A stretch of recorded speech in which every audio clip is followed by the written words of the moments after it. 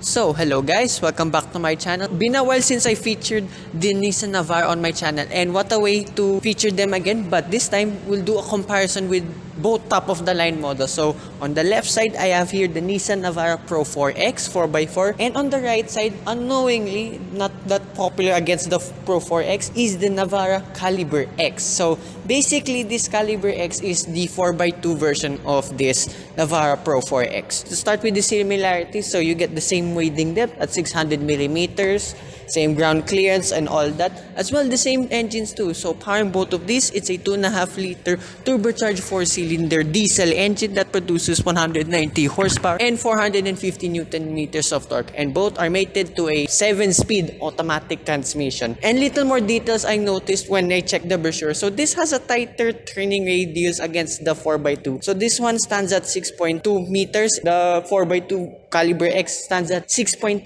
meters, which is a little bit odd. Knowing this is only a 4x2, you still get the same Nissan Intelligent Mobility Suite. Just put it here all on screen. Exactly the same throughout. And you can tell as well the 4x2 doesn't lack features, that this still has 360-degree cameras like the Pro-4X. So on the side profile, exactly the same too. So the only way you can tell the difference between both of these is the stickers at the rear. So Calibre-X and Pro-4X. As well, similar to both of these variants, you have two 25/65 17 series tires. However, with the Pro-4X 4x4, so these are on Yokohama Geolander all-terrain tires. Meanwhile, the Calibre-X here gets Bridgestone Dueler high-terrain tires. So more on-road capabilities with this Calibre-X. And probably if I were to pick one right now, I'll choose this Calibre-X because of this red color on low. But you can avail this red color on the Pro-4X. Sadly, there is no Nardo gray one at the moment because that's the most popular color choice. But for me, I would single-handedly pick this red color.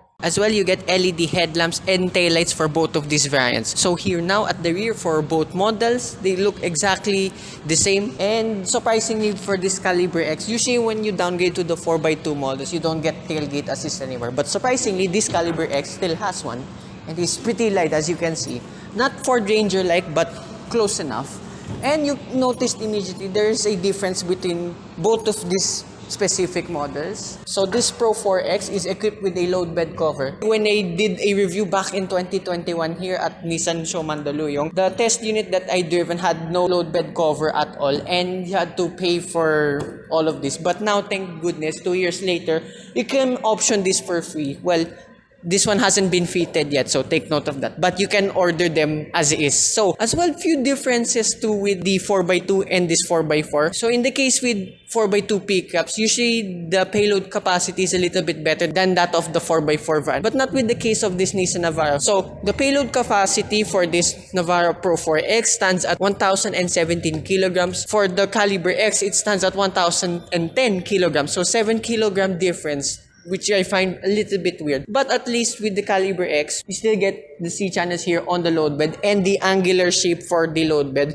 So in case you're carrying heavier items, the spoiler will squat down so it evens out here. So as well with both Navaras, well, like all Navaras, you still have the same dimensions throughout the load beds. So that's about it with the exterior differences. Let's try to find differences in the interior. But I'll sit here in this Calibre-X though.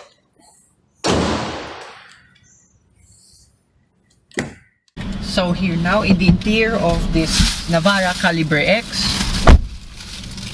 Oh, sounds alright. I gotta say though, it sounds a little bit better than the Mitsubishi Strada, my favorite ever pickup. You know the story of that already. Well, apart from the Ford Ranger that still has the best door tags in this class. So here now in the interior of this Calibre-X, it's exactly the same like with the Pro-4X. I mean, I gotta say though, still not too bad for this day and age. I mean, yeah, it looks a little bit dated compared with the competition except the Strada. This is better than the Strada, I have to say that. For this Calibre-X, at least you still have an 8-inch infotainment system that supports Apple CarPlay and Android Auto. And like what I said earlier too, this still is equipped with the 360-degree camera. And unlike the current Terra, I do miss this from the Navara. You have that vlogging place here in the dashboard along with a 12-volt socket.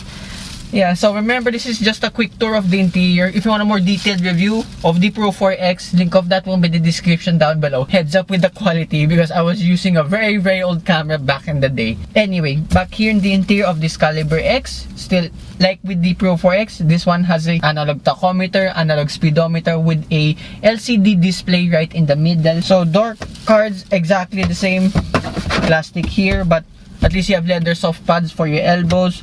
Window switches, cubby spaces, and cup holders. I forgot my water jug at home. I'm so thirsty.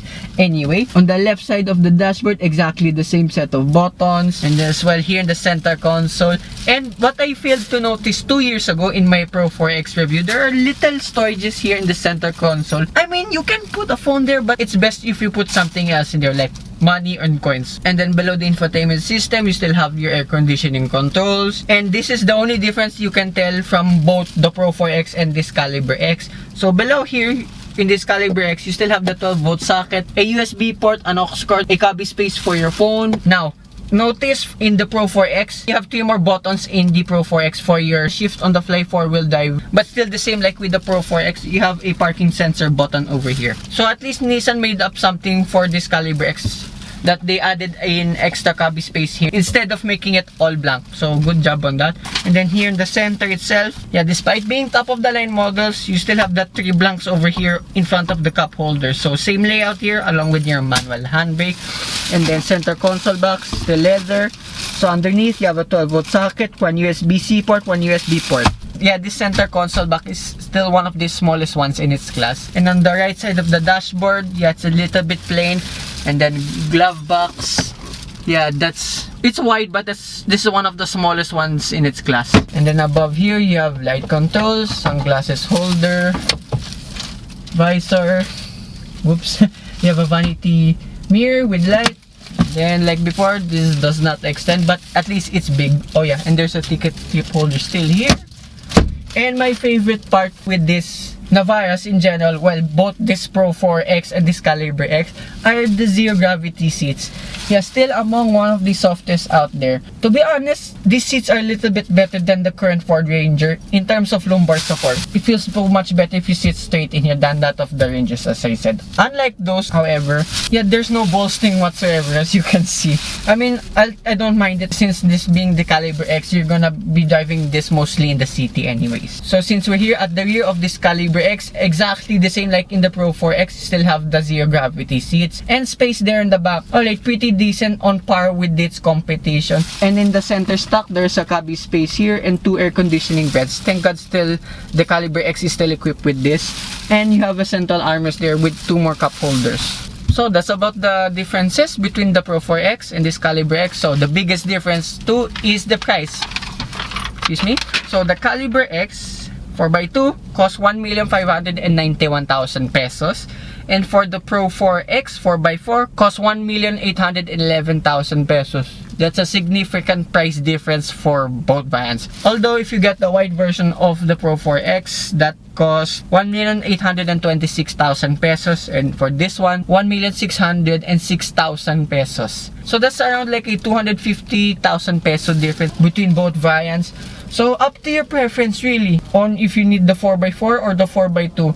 But having driven the Pro-4X before, still one of the more comfortable pickup trucks out there.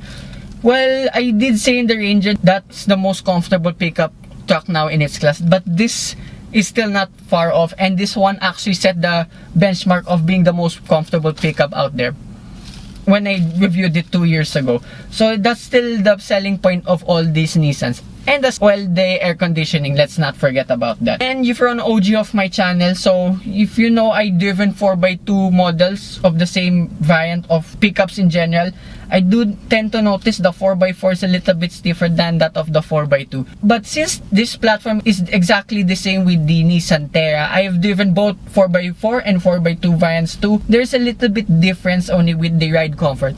So either Pro-4X or Calibre-X, the comfort of this is still top notch. The only difference you can tell driving dynamics wise is the steering weight. So I assume this Navara Calibre-X will be exactly the same. So the steering weight of this will be a little bit lighter than that of the Pro-4X. So that concludes my compare walk-around review of both of this Navara models. So I'd like to thank Nissan Mandaluyong, Miss Joanna, Miranda, and Miss Bautista for making this walk-around compare possible.